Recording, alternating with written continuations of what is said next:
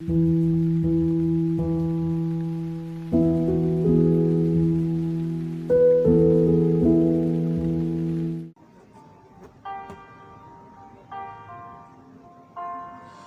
diable fait un cas de conscience à Jésus. Un cas de conscience à Jésus. La dernière tentation du désert. Puis il le mena à Jérusalem, le plaça sur le pinacle du temple et lui dit, si tu es fils de Dieu, jette-toi d'ici. Car il a écrit, il donnera pour toi des ordres à ses gens afin qu'ils te gardent. Et encore, sur leurs mains, ils te porteront de peur que tu ne aies de pied quelque chose. Mais Jésus lui répondit, il est dit, tu ne tenteras point le Seigneur.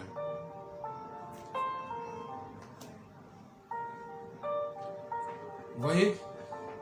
Encore. Vous savez, on a parlé du corps. On a parlé du caractère. Et maintenant, c'est l'épreuve de ta croyance. L'épreuve de l'esprit.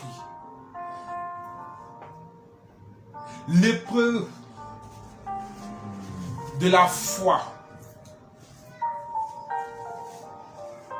L'épreuve de la foi.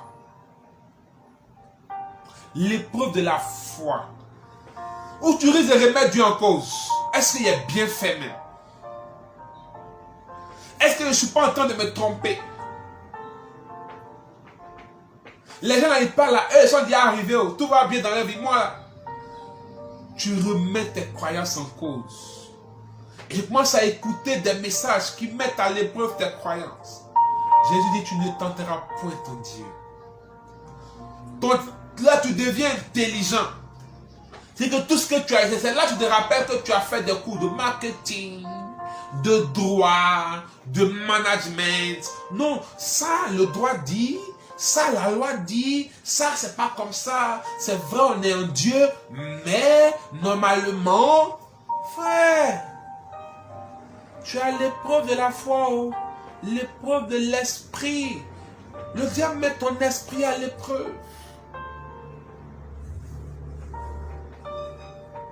Il te perturbe. Parce que si ta croyance a changé, vous savez, quand tu ne crois plus en quelque chose, tu ne peux plus être soumis à la chose. Quand tu ne crois plus en quelque chose, tu ne peux plus être soumis à ça. Donc tu ne peux pas faire ce qui va avec. C'est ainsi que certains ont laissé des principes spirituels, des disciplines spirituelles, des ascèses, qui étaient des moyens de communion, qui étaient des moyens qui les conduisaient peu à peu vers leur revêtement pour exercer dans leur territoire. Mais ils ont perdu le revêtement parce qu'ils ont laissé dans l'épreuve de la foi, leur intelligence a pris le dessus. Tu réfléchis trop. Non, affaire de Dieu là, ça n'est pas dit qu'on fait ci, on fait ça. Affaire de Dieu là, ça n'est pas dit que c'est comme ça, comme ça. Tu es devenu trop intelligent. Frère, moi, je préfère rester bête en Dieu que trop intelligent dans les choses du monde, dans ma conception. Tu raisonnes, je ne dis pas de mettre le raisonnement veilleuse, mais je dis de faire attention, de faire preuve de prudence. J'ai parlé des vertus cardinales, la prudence et la tempérance. Et la tempérance. Vraiment, quelqu'un qui commence à trop réfléchir en Dieu, frère, ce qu'ils ont écrit ici, c'est noir sur blanc. Et ce que l'esprit donne de comprendre, en référence à l'enseignement de l'église, dans la vérité, pas à l'enseignement d'un homme de l'église, mais de l'église.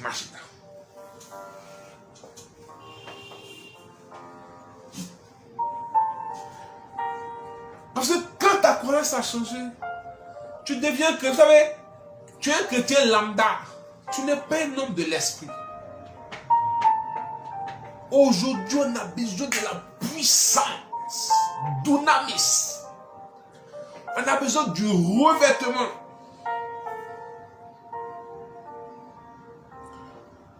On a besoin du revêtement.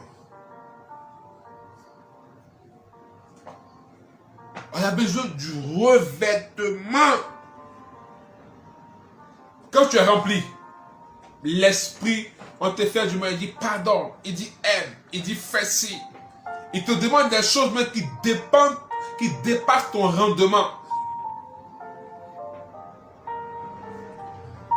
Ça dépasse ton entendement. Ça met à l'épreuve, vous savez, le Saint-Esprit. Vous savez, notre Père fondateur, Jean-Emmanuel Clément Kobé dit, le Saint-Esprit, il dérange. Le Saint-Esprit dérange nos habitudes. Il dérange nos compréhensions. Il dérange nos conceptions. Le Saint-Esprit nous amène toujours dans le sens contraire de ce que nous, notre volonté veut. Il est l'esprit qui perturbe, il chamboule tout. Il déprogramme.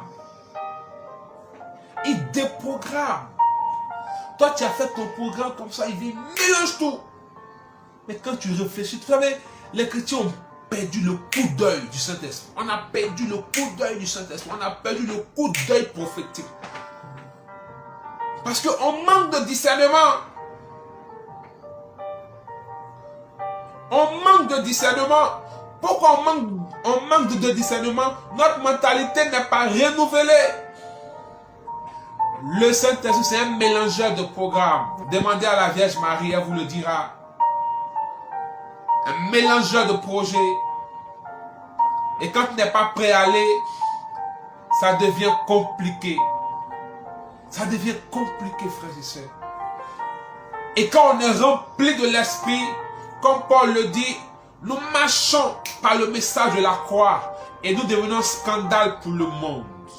Mes frères et sœurs, quand tu résistes, verset 13, ayant ainsi épuisé toute tentation, le diable s'éloigna de lui jusqu'au moment favorable. Jusqu'au moment favorable, parce que le diable a continué de tenter Jésus après encore, par les apôtres. Regardez, quand Jésus parle de sa mort, Pierre le prend à côté, puis il dit, Seigneur, Pierre est grave, hein? Il avait dit, il prend Jésus à côté, les deux gens, ils peuvent dire, non, le boss, pas dit ça là.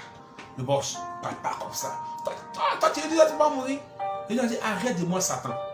Donc, il a continué de tenter Jésus. Parce que le but du diable, c'est pas de te faire échouer dans quelque chose, mais c'est de faire échouer ta destinée. Donc, il va chercher coûte que coûte. C'est pourquoi, toi qui es tombé, toi qui as eu une petite station en route, toi qui as trébuché, je dis, lève-toi, le diable est un menteur. Le revêtement est pour toi aussi. Lève-toi, ne le laisse pas croire qu'il a gagné. Lève-toi, laisse les hommes parler, laisse les hommes te juger. Dieu te justifie. Pendant que les hommes jugent, Dieu justifie toujours. Pendant que les hommes t'enterrent et t'enfoncent, Dieu repart et restaure. Parce que le but, ce n'est pas que Jésus échoue ou ne puisse pas faire des miracles, mais c'est que Jésus n'arrive pas à Golgotha. C'est pourquoi, au moment où il a commencé à annoncer sa mort, Pierre a dit non, tu ne dois pas mourir. Il a dit arrête de moi Satan. Il a fait, tout le monde l'a abandonné, ainsi de suite. Il a toujours tenté, parce que son but, c'était qu'il échoue. Il avait eu un niveau de revêtement, il avait la renommée, mais il fallait maintenant le revêtement de la gloire, le revêtement de la position. Il y a le revêtement de la mission, où tu reçois et tu t'en vas. Mais quand tu t'en vas, tu auras le revêtement de la renommée. Mais après, il y a le revêtement du trône, de la gloire. Il savait qu'il devait être dépouillé de cette renommée-là. Il devait être dépouillé pour être vu comme un scandale à la croix, afin de recevoir la couronne de gloire, afin de recevoir la position la plus élevée. Donc il fallait qu'il le fasse échouer. Même à Gethsemane, le diable est venu encore. Même à Gethsemane,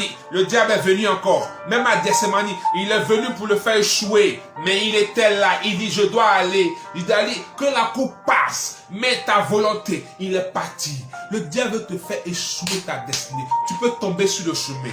Tu peux marquer un arrêt à la station. Mais s'il te plaît, Jésus, le Saint-Esprit ne sont pas des panneaux stop, mais ce sont des GPS. Le panneau stop, il te dit soit arrête-toi, soit obligation de tourner à droite, soit sens interdit. Point.